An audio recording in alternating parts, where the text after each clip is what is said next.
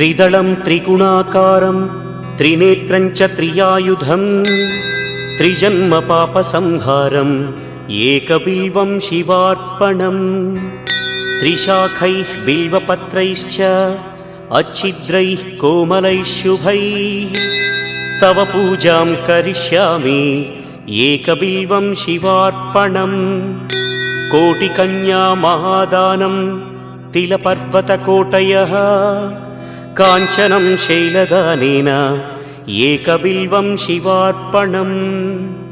काशीक्षेत्रनिवासं च कालभैरवदर्शनम् प्रयागे माधवं दृष्ट्वा एकबिल्वं शिवार्पणम् इन्दुवारे व्रतं स्थित्वा निराहारो महेश्वर नक्तं हौष्यामि देवेश